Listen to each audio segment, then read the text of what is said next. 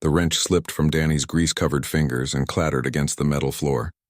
He cursed under his breath and bent down to retrieve it, his back protesting after 16 hours in the repair bay. Around him, the lower maintenance deck hummed with the constant drone of life support systems and cooling fans. This deep in the station, nobody came unless they absolutely had to. Danny preferred it that way. He straightened up and returned to the damaged thruster assembly on his workbench.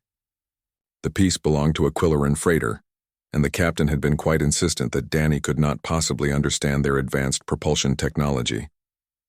Danny had smiled, nodded, and fixed it anyway. That was 3 days ago. Now the thruster sat waiting for pickup, and Danny had moved on to the next impossible repair. Except tonight. There was something different in the scrap pile. Danny had noticed it an hour ago when he went to grab some spare parts. Underneath a tangle of burnt wiring and broken hull plating, something gleamed with an unusual copper sheen. He had pulled it free and nearly dropped it when he realized what he was holding. Scarath armor. Royal Scarath armor, to be specific. The breastplate was scorched black in places, and several of the intricate scale patterns had been torn away completely. Deep gouges ran across the surface where something very large and very angry had tried to kill whoever wore this. Danny turned it over in his hands, his fingers tracing the damage automatically, reading the story of the battle in dents and tears. His supervisor, Chirrut, would have a fit if he knew Danny was even touching this. Protocol was clear. Scarath equipment, especially royal equipment, could only be handled by Scarath artificers. The dragon people were particular about their traditions, and humans were not included in those traditions. Not even close. Danny should have reported it. Should have called it in and let the proper channels handle it. Instead, he cleared a space on his workbench and laid the breastplate down carefully. The damage was extensive, but that was not what bothered Danny. What bothered him were the repair marks underneath the battle damage. Someone had worked on this armor before, and they had done a terrible job. The welds were weak. The joint connectors had been reattached incorrectly, and the heat treatment on the scale plating was all wrong. It looked beautiful on the surface, but structurally it was a death trap. Danny picked up a scanning tool and ran it over the metal. The readings confirmed his suspicions. Stress fractures spiderwebbed through critical load-bearing points. The internal support structure had been compromised. Whoever wore this into battle next would be wearing a coffin. He set down the scanner and stared at the armor. He should walk away. This was not his problem. This was way above his pay grade and definitely against regulations. Getting involved with Scarath royal property could get him fired. Or worse, considering how the dragon people handled insults to their honor. Danny reached for his welding torch. His hands moved on their own, guided by instinct and years of experience. Other species found it unsettling how humans worked with machinery. They called it the touching madness. This ability to understand how things fit together without formal training. Danny had never been to an engineering academy. He had grown up on this station learning from his father, who had learned from his mother. 3 generations of mechanics who just knew how things worked. The armor whispered its secrets to him as he carefully removed each damaged section. The original craftsmanship was extraordinary, far beyond anything Danny had seen before. But someone had gone in afterward and deliberately weakened key points, not obviously. Nothing that would show up on a casual inspection, just enough to make the armor fail at exactly the wrong moment. This was not shoddy repair work. This was sabotage. Danny worked through the night, losing himself in the rhythm of repair. He replaced the weakened joints with properly reinforced connections. He reforged the damaged scale plating, heating the metal to the correct temperature and cooling it with precise timing. He welded, riveted, and compression fitted the pieces back together using techniques that would make any Scarath artificer cringe. Human methods were crude by galactic standards, but they worked. As the station's artificial dawn cycle began, painting the maintenance bay in pale blue light, Danny stepped back to examine his work. The breastplate sat on his bench, fully restored. It did not look as pretty as before. His welds were visible and the replaced sections did not quite match the original metalwork. But it was solid. It would hold. It would keep someone alive. The bay door hissed open behind him. Danny turned to see Chirrut scuttling in, all 6 of his insectoid legs moving in agitated patterns. His supervisor's compound eyes went wide when they focused on the armor. "Danny, please tell me you did not touch that." Chiric's translator box rendered his clicking speech into flat, emotionless words, but his body language screamed panic. I had to, Danny said simply. It was going to get someone killed. That is not your concern. That is Scarath royal property. Do you understand what you have done? Before Danny could answer, alarm klaxons blared throughout the maintenance level. Red warning lights flashed in steady pulses. Chiric's antennae drooped in despair. Oh no. Oh no, no, no.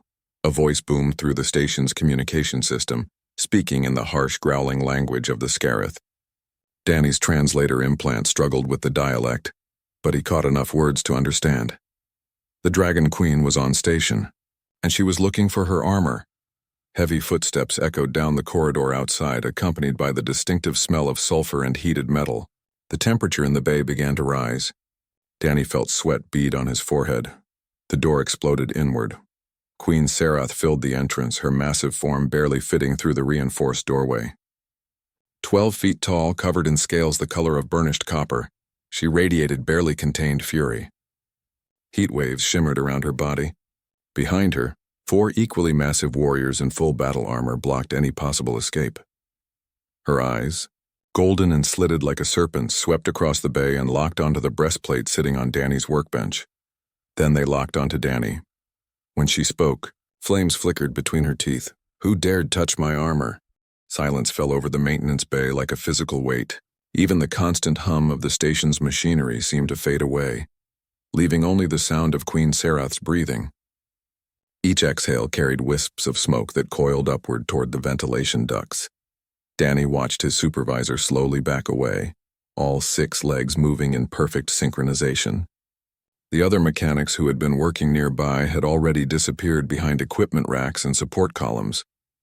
Nobody wanted to be anywhere near this confrontation. Smart people, Danny thought distantly. He should probably be backing away too. Instead, he heard himself say, I did. The words came out steady, matter of fact. No apology, no excuse. Just truth. Scarath's eyes narrowed. The temperature in the bay climbed another few degrees. Her guards shifted their weight, hands moving toward weapons, but the Queen raised one clawed hand and they froze. You, she said, her voice like gravel grinding against stone. A human. You touched Royal Scarath property? Yes. You know the protocols. You know the traditions. Only Scarath artificers may handle royal battle equipment. I know. Scarath took a step forward. Then another. The metal floor groaned under her weight.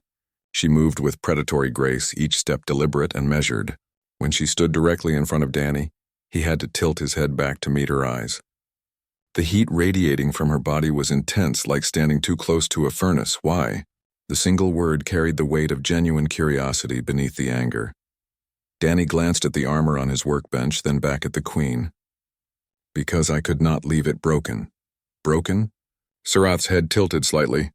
My armor was damaged in honorable combat. It would have been properly restored by my royal artificer upon my return home. No, it would not have. The guards tensed. Nobody spoke to the Queen that way. Certainly not a human mechanic covered in grease and standing in a maintenance bay that smelled of burnt metal and recycled air. Scarath's golden eyes blazed. Explain yourself, human, quickly. Danny pointed at the armor. May I show you? After a long moment, Scarath nodded once. Danny moved to the workbench, aware of 4 sets of guard eyes tracking his every movement. He picked up his scanning tool and activated it, then gestured for the Queen to look at the display. Here, he said, pointing to a stress map he had saved from his earlier scan. These fractures were not from combat. They were already there, hidden under cosmetic repairs. And here these joint connectors were deliberately weakened. The heat treatment on these scale plates was interrupted at exactly the wrong temperature. Someone wanted this armor to fail. Scarath leaned forward, studying the display. Danny continued, his exhaustion making him recklessly honest. The combat damage was real, but it only revealed what was already wrong. The next time you went into battle wearing this, the armor would have come apart. The stress points would have failed right when you needed them most. Whoever did your previous repairs did not care about keeping you alive. They only cared about making it look right. The Queen was silent for a long time. Then she reached out and picked up the breastplate. Her claws traced the paths of Danny's repairs, lingering on the visible welds and replaced sections. These repairs, she said slowly, they are crude, unsightly, not at all in keeping with Scarath tradition. Danny felt his stomach sink. He had known this was coming. I used human techniques. It was all I know.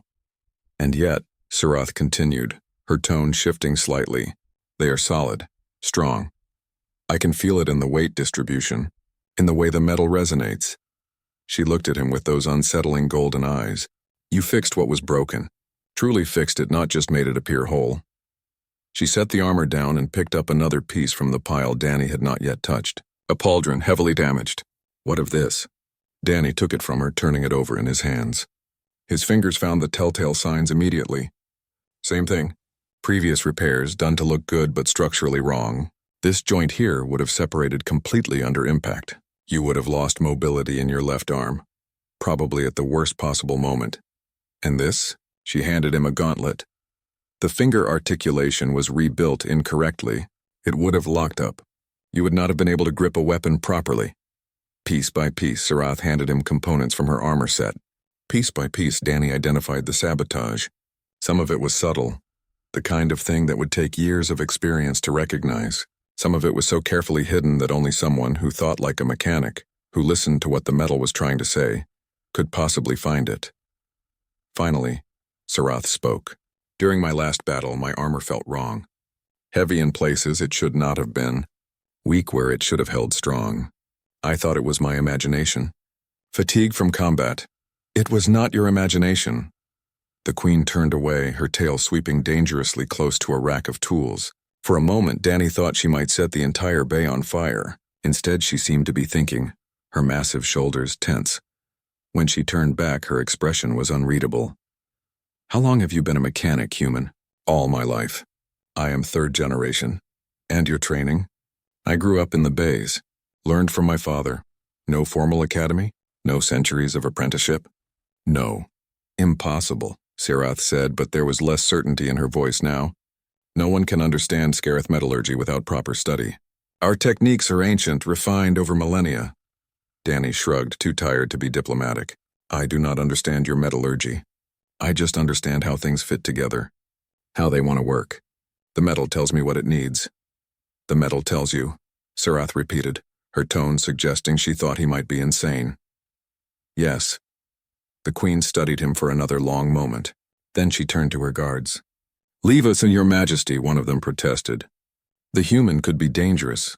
Scarath laughed, a sound like rocks tumbling down a mountain. Dangerous? Look at him. He is ready to fall asleep standing up. She waved them away. Go, wait outside. The guards hesitated, then bowed and retreated. The bay door closed behind them with a heavy clang. Now it was just Danny and the Dragon Queen. Scarath moved closer again, close enough that Danny could see his reflection in her copper scales. You will come with me, to my quarters. We need to discuss this privately. It was not a request. Danny swallowed hard. In Scarath culture, a private audience with the Queen could mean anything. An honor or an execution, sometimes both.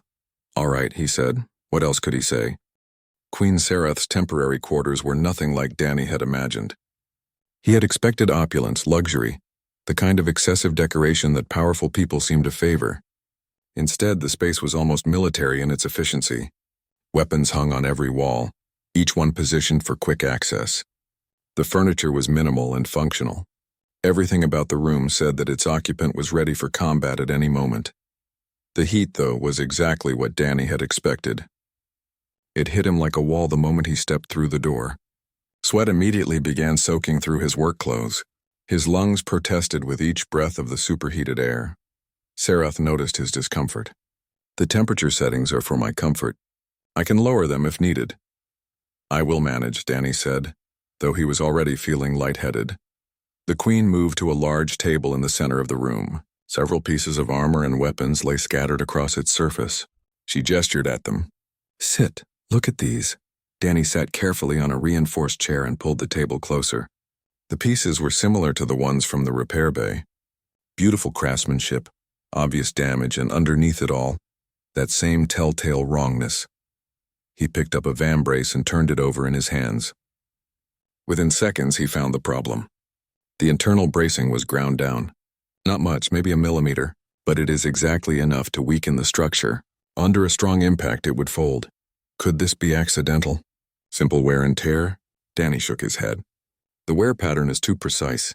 Someone used a fine grinding tool and worked very carefully. This took time and skill. Scarath sat down across from him, her weight making the reinforced furniture creak. For the first time since he had met her, the fury seemed to drain from her expression, replaced by something more complex. Weariness, maybe. Or worry. I need to tell you something, she said. Something I have not told anyone else on this station. Danny set down the vambrace and waited. My royal artificer, Master Torvin, has served my house for 300 years. He learned his craft from his master, who learned from his master, in an unbroken line stretching back to the founding of our civilization. He is beyond reproach, beyond suspicion. But, Danny prompted, but I believe he is trying to kill me. The words hung in the superheated air between them. Danny processed this information slowly. Political assassination was common enough among the various species in the coalition, but the Scarath took honor and loyalty more seriously than most. Accusing a royal artificer of betrayal was not done lightly. Why? He asked simply. I have enemies within my own court, rivals who believe I am too young, too inexperienced to lead our people. Lady Nazera in particular has made no secret of her ambition. If I were to die in combat, it would appear natural, honorable, no one would question it. And Torvin works for her. I have no proof. Only suspicions. And these. She gestured at the damaged equipment, but I cannot accuse him without evidence. To challenge a master artificer without cause would dishonor my house. I would lose support among the traditionalists, which would only strengthen Nazera's position. Danny understood the trap she was in. So you need to prove the sabotage exists. Yes, but how? I am a warrior, not an artificer. I know how to use weapons, not how to build them. And everyone I could ask to examine my equipment is either loyal to tradition, which means they would never believe Torvin capable of such dishonor, or they are loyal to Nazera. Until you found me, Danny said. Scarath leaned forward, her golden eyes intense. You see what my own people cannot. Your human intuition. This touching madness, it allows you to find flaws that would take our experts months of detailed analysis to discover, if they could find them at all. Danny felt the weight of her words settling on his shoulders. You want me to document the sabotage? Provide evidence. More than that. I want you to become my personal artificer. Danny blinked. That is impossible. I am human. Your traditions do not allow it. My traditions are going to get me killed, Scarath said bluntly. Torvin is a master of those traditions. He knows exactly how to work within them, how to hide his sabotage in plain sight. I need someone who thinks differently, someone who does not care about 3,000 years of proper procedure. Your court will be furious. Let them be furious. I would rather have a living queen with an unconventional artificer than a dead queen with a proper one. Danny wiped sweat from his forehead, his mind racing. This was insane. He was a maintenance mechanic, not a royal artificer. He fixed broken thrusters and damaged hull plating, not ancient ceremonial armor. And getting involved in Scarath politics could get him killed just as easily as it could get Scarath killed. But he looked at the pieces on the table, at the careful, malicious sabotage hidden in every joint and weld, and he felt that familiar pull, the need to fix what was broken, the inability to walk away from something that was wrong. If I do this, he said slowly, I will need access to all your equipment. Everything. And I will need to work in my own way, using my own methods. I cannot promise it will look traditional. I do not care how it looks. I care that it works. People will think you have lost your mind, hiring a human mechanic for royal service. Scarath showed her teeth in what might have been a smile. Let them think what they want. I'm still their queen, for now. Danny thought about his cramped repair bay, his simple life fixing other people's broken machinery. He thought about the danger he was walking into, the political mess he was about to become part of.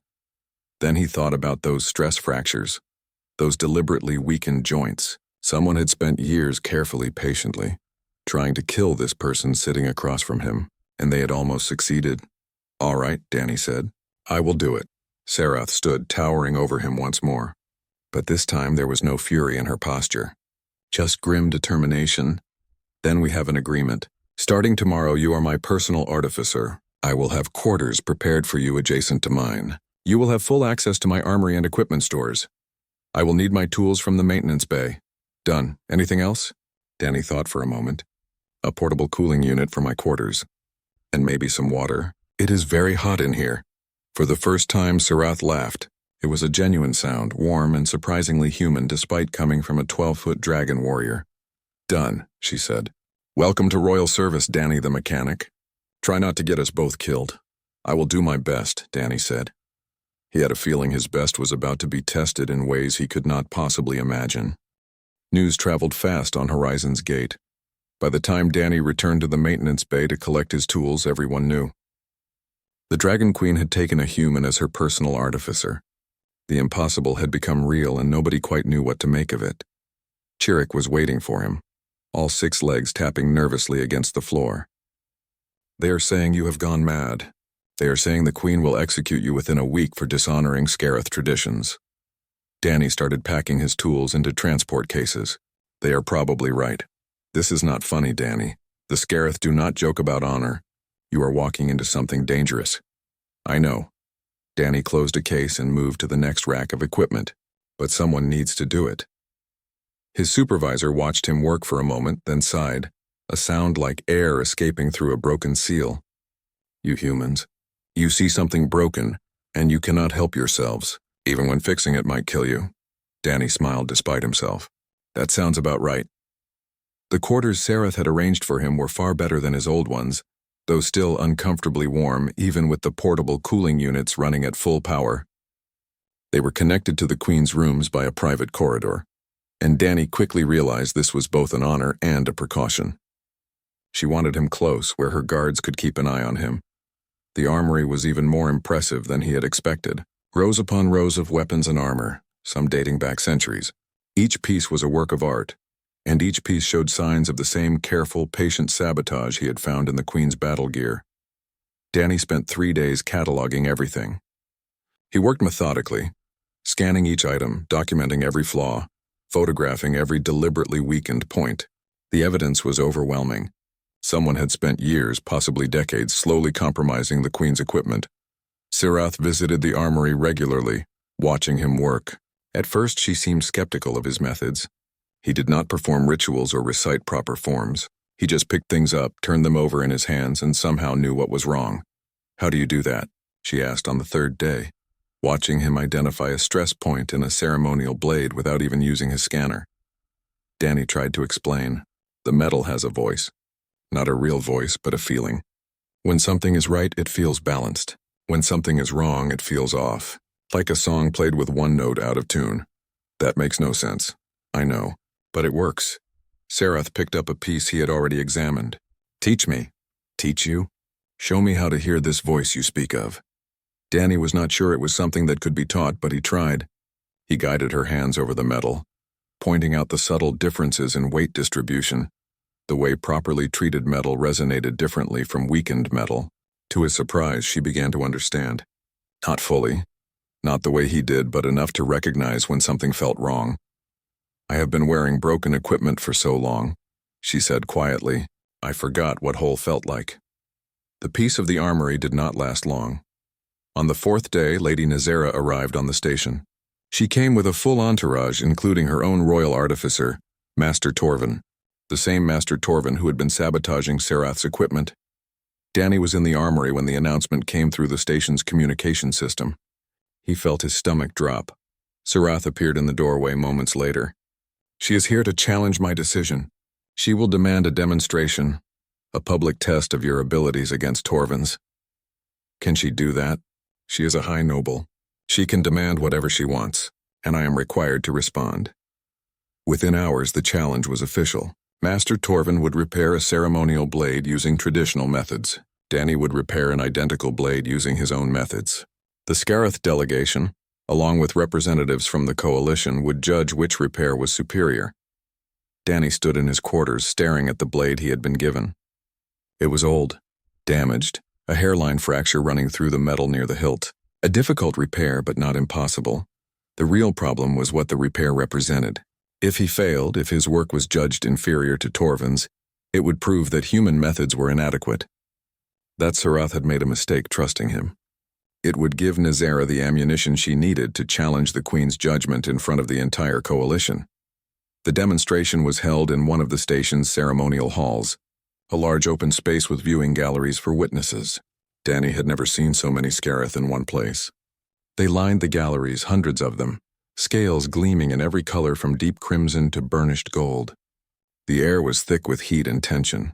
Master Torvin stood at one workstation, surrounded by traditional tools and ritual implements. He was ancient by any standard. His scales dulled with age, but his eyes were sharp and his movements precise. When he looked at Danny, there was nothing but contempt in his gaze. Danny took his position at the second workstation. His tools looked crude by comparison. No ritual, no ceremony. Just practical equipment designed to get the job done. Lady Nazera stood between them, addressing the assembled crowd in formal Scarath. Danny's translator struggled with the archaic dialect, but the meaning was clear enough. This was about more than just repairing a blade. This was about tradition versus innovation, about whether the old ways were still the only ways. The demonstration began. Torvin moved through his repair with practiced grace. Each step was accompanied by formal gestures and spoken formulas. He heated the blade in a ceremonial fire, cooled it in blessed oil, worked the metal with tools that had been passed down through generations. It took hours, and every moment was a performance of traditional mastery. Danny waited until Torvin finished. Then he picked up his blade and examined it carefully. The fracture was deep, running along a stress line in the metal. A traditional repair would hide it with cosmetic work, but the weakness would remain. So Danny did not hide it. He disassembled the blade completely, separating the hilt from the blade, exposing the fracture fully. Then he used a carbon fiber compound to reinforce the breakpoint, welding it back together with human techniques that made several Scarath in the audience hiss in dismay. When he was done, the blade looked wrong. The repair was visible, the welding obvious. It was not beautiful by Scarath standards, but when he flexed the blade, it held. When he struck it against a testing block with full force, it did not break. Torvin's blade, for all its traditional beauty, shattered on the second strike. The fracture Danny had seen earlier, the one Torvin had covered with cosmetic work, split the metal clean through. The ceremonial hall fell silent. Nazara's expression was murderous. This proves nothing. The human's blade is ugly, unsuitable for ceremonial use. But it works, Scarath said, her voice carrying through the hall. And more importantly, I watched Torvin's repair. He saw the same fracture my artificer saw, and he chose to hide it rather than fix it. The implications hung in the air like smoke. Slowly, deliberately, Scarath turned to face Torvin. "How many times?" she asked quietly. "How many times did you hide problems rather than fix them? How many times did you send me into battle with equipment you knew would fail?" Torvin said nothing, but his silence was answer enough. The old artificer was arrested. Within a day, under formal interrogation, he confessed everything. Years of sabotage, all under Nazera's orders. The lady herself escaped execution only through ancient rites of noble blood. But her political power was broken. Danny had won. He had proven his worth in front of the entire delegation. Human methods had been validated, so why did he feel like he had just painted a target on his back? 3 weeks after the demonstration, Danny stood in the armory surrounded by the results of his obsessive work. Every piece of Scarath's equipment had been examined, repaired, and tested. The Queen's armor now fit her perfectly, moving with her body like a second skin. Her weapons were balanced and true. For the first time in years, she was whole, but the victory felt hollow. Danny had become a minor celebrity on the station. Other species brought him impossible repair jobs, things their own experts had given up on. Human mechanics were suddenly in demand across the coalition. The touching madness was no longer an insult but a gift. Yet Danny found himself spending 18 hours a day in the armory, rechecking equipment that did not need rechecking, polishing armor that was already perfect. He could not shake the feeling that he had missed something, that somewhere there was still a flaw waiting to fail at the worst possible moment. Scarath found him there late one night, asleep at his workbench, his head resting on a pauldron he had already repaired 3 times. "Danny." Her voice was gentle, lacking its usual command. "Wake up," he jerked awake, blinking in confusion. "What time is it?" "Time for you to rest. You have been working non-stop for days. I need to finish the gauntlet inspections. The gauntlets are fine. You inspected them yesterday? And the day before that?" Danny rubbed his eyes. "There could be something I missed." Scarath pulled up a chair, her massive frame somehow managing to sit almost gracefully. There is nothing left to miss. My equipment is in better condition now than it has been in a decade. Possibly ever, but what if nothing? You are exhausted. When did you last sleep properly? Danny could not remember. The days had blurred together into an endless cycle of work and worry. The Queen was quiet for a moment, then spoke more softly than Danny had ever heard her speak. Why do you care so much? You have proven yourself. You have fulfilled your duties and more. Why does it matter so much to you that every piece is perfect? Danny stared at the gauntlet in his hands. Because I keep thinking about you going into battle. And I keep thinking about what would happen if something I fixed failed. If you got hurt because I missed a flaw, made a mistake, did not check carefully enough. That is not your burden to carry alone. Yes, it is. You trusted me. Your life depends on my work. How am I supposed to sleep knowing that? Scarath reached out and carefully took the gauntlet from his hands. Her claws, capable of rending metal, handled it with surprising gentleness. Let me tell you something about trust, she said. For the past 3 years, I have been fighting with equipment I knew was wrong. Every battle, every skirmish, I went in knowing my armor might fail, knowing my weapons might break, and I fought anyway because that was my duty.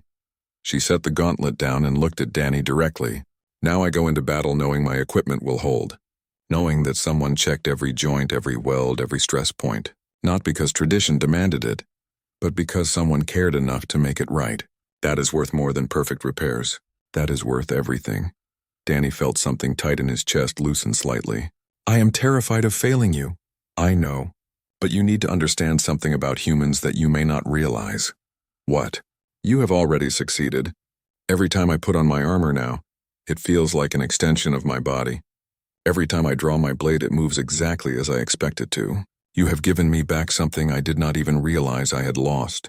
Confidence in my equipment. Trust in my artificer. Before Danny could respond, an alert chimed through the station's communication system. Not an emergency alarm, but an important message.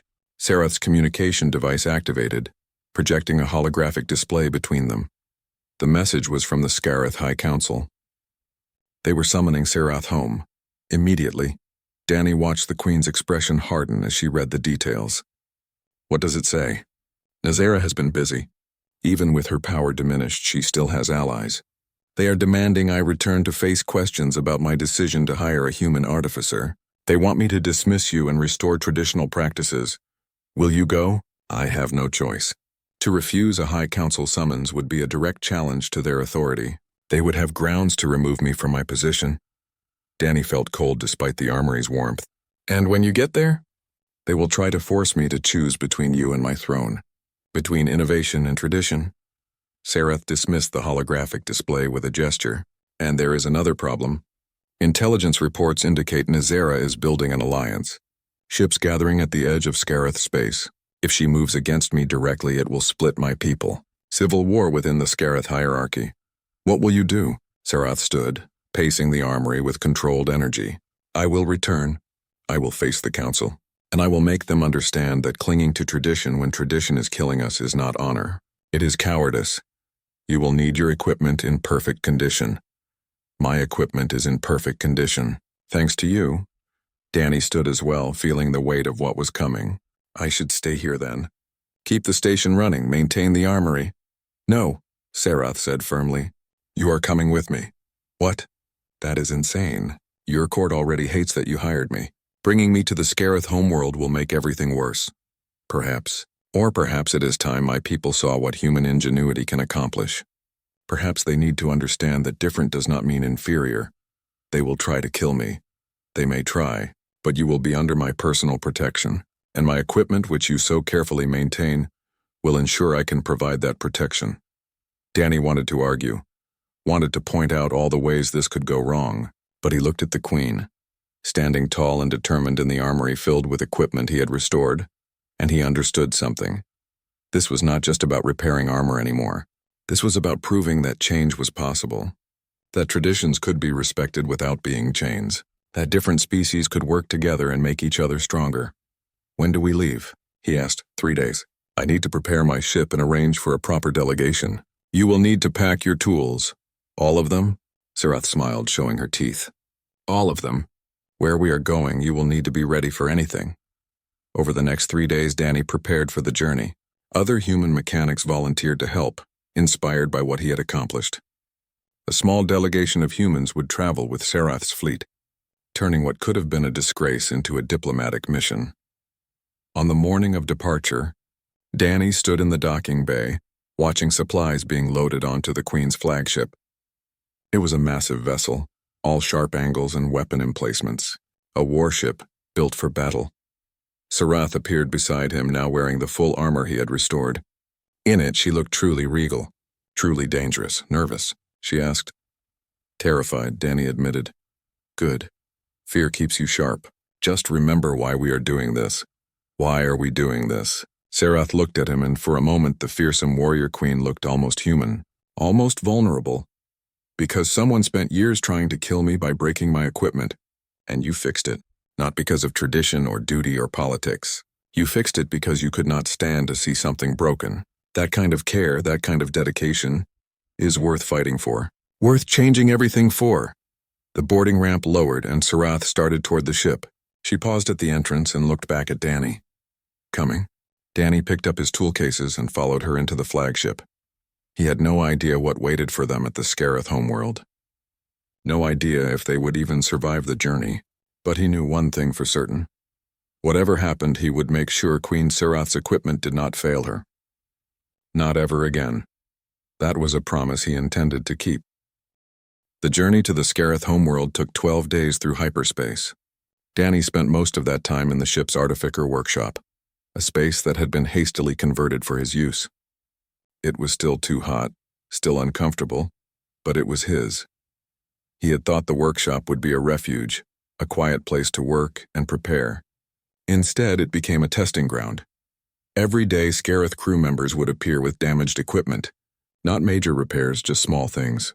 A loose fitting on armor, a blade that needed sharpening, a joint that moved stiffly. At first, Danny thought they were genuinely seeking help. Then he realized the truth. They were testing him, watching how he worked, judging whether the human really deserved to be the Queen's personal artificer. Danny worked on every piece that came to him. He did not complain, did not refuse. He simply fixed what was broken and returned it better than it had been.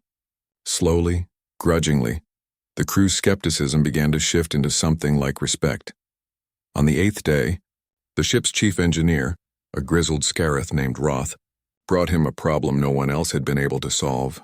One of the ship's power regulators was failing, causing fluctuations in the weapon systems. 3 certified engineers had examined it and found nothing wrong.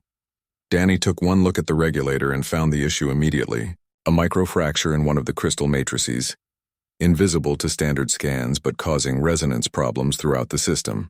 He repaired it in less than an hour using a technique that involved flash freezing the crystal and allowing it to naturally realign.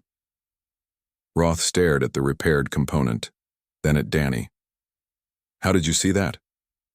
I listened to what it was telling me. The engineer shook his massive head. You humans are strange, but useful. It was, Danny realized, probably the closest thing to a compliment he was going to get. Scarath visited the workshop regularly, checking on his progress and updating him on the political situation waiting for them. The news was not good. The High Council was divided. Traditional factions saw Danny's appointment as an insult to centuries of Scarath heritage. Progressive factions saw it as necessary evolution. And caught in the middle was Scarath, trying to hold her position while enemies circled. Nazera has been spreading rumors, Scarath told him on the 10th day. She claims I have been corrupted by human influence, that I am abandoning our ways. Are you? Danny asked. The Queen considered the question seriously. I am trying to save them. There is a difference. And if the Council orders you to dismiss me, then I will refuse and face the consequences. Danny wanted to argue, wanted to tell her to choose her throne over him, but he knew it would be pointless. Scarath had made her decision, and nothing would change her mind. On the 12th day, they arrived at the Scarath homeworld. Danny had never seen anything like it. The planet burned with volcanic energy, its surface scarred by mountains of black stone and rivers of molten rock. Cities clung to the cooler regions, built from heat-resistant materials that glowed with their own internal light. It was beautiful in a harsh, unforgiving way.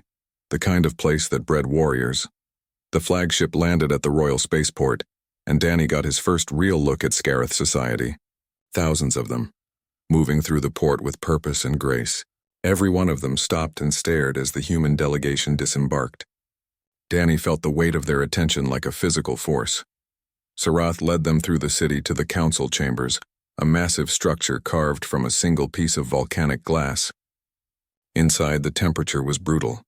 Even with his portable cooling unit running at maximum, Danny felt like he was being slowly cooked. The High Council was already assembled. 12 of the oldest, most powerful Scarath in existence, seated on raised platforms around a central arena. Their scales were dulled with age, but their eyes were sharp and merciless. The hearing lasted for hours.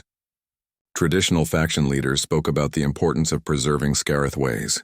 They argued that allowing a human into royal service set a dangerous precedent, that it undermined the foundations of their society. Progressive leaders countered that their society was already undermined, that the sabotage of the Queen's equipment proved their traditional systems had failed, that new threats required new solutions. Through it all, Danny stood beside Scarath in the center of the arena, sweating and silent. This was not his fight. Not really. He was just a mechanic who had fixed some broken armor. Finally, the council's eldest member, a Scarath so ancient her scales had turned almost white, raised a clawed hand for silence. "We have heard arguments about tradition and innovation," she said, her voice thin but commanding. "But we have not heard from the human himself. Danny the mechanic, why did you repair the Queen's armor?" The question caught Danny off guard. All eyes in the chamber turned to him. He had not expected to speak, had not prepared any grand statement about human Scarath cooperation or the importance of innovation. So he told the truth. "Because I could not leave it broken," he said simply.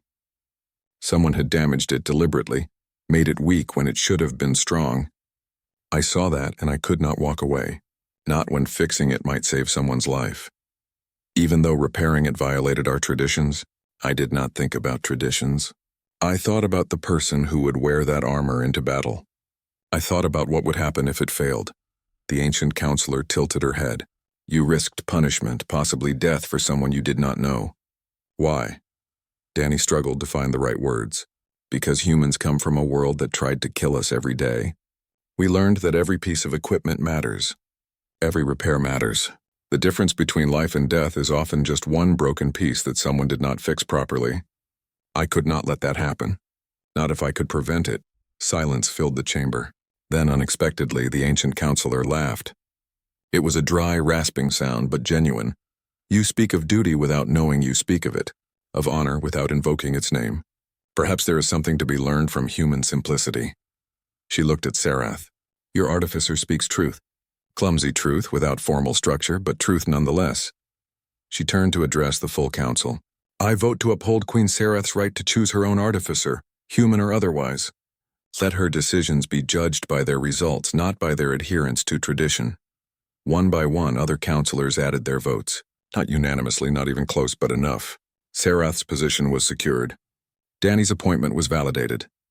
As they left the council chambers, Danny felt the tension drain from his body. They had won. Against all odds, they had actually won. Scarath placed a careful claw on his shoulder.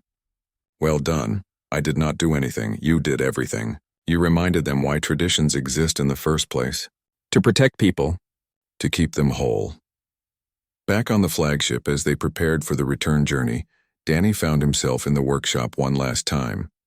Scarath joined him there, watching as he organized his tools for transit. "What will you work on during the flight back?" she asked. Danny looked around at the various pieces of equipment waiting for his attention. The crew had left him a substantial backlog. "Everything," he said with a small smile. "I will fix everything." Scarath's expression softened in a way he had rarely seen. "You know, when I first found you in that maintenance bay, I was ready to execute you for dishonoring my property. I remember. You were very intimidating. And now?" Danny thought about the journey they had taken together. From a chance repair in a dingy workshop to standing before the High Council. From mutual suspicion to genuine trust. Now? He met her golden eyes without fear. "Now I think you understand something important." "What is that?" "That humans do not fix things just because they are broken. We fix them because we cannot stand to see something that should work, that deserves to work. Left in pieces. Your armor was broken. Your trust was broken. Your faith in your own people was broken, and I needed to fix all of it.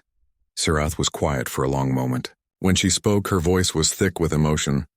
You did fix it, all of it, and in the process you fixed something I did not even know was broken. My understanding of what it means to care for others. She straightened, becoming the queen again, but something had changed between them. Something fundamental. I am grateful, Danny the mechanic, more grateful than I can properly express. You do not need to express it. Just keep fighting. Keep leading your people. That is thanks enough. As the flagship launched, heading back toward Horizon's Gate and whatever future awaited them, Danny returned to his work. The crew's equipment needed attention, and he was not one to leave a job unfinished. But he worked with a lighter heart now, because he understood something that had taken him weeks to realize. Sometimes fixing broken things meant more than just repairing metal and crystal. Sometimes it meant repairing trust, repairing relationships, repairing the connections between different peoples. And if a simple human mechanic could do that just by caring enough to make things right, then maybe there was hope for everyone else too. Danny picked up his welding torch and got back to work. There was always something that needed fixing, and he would always be there to fix it.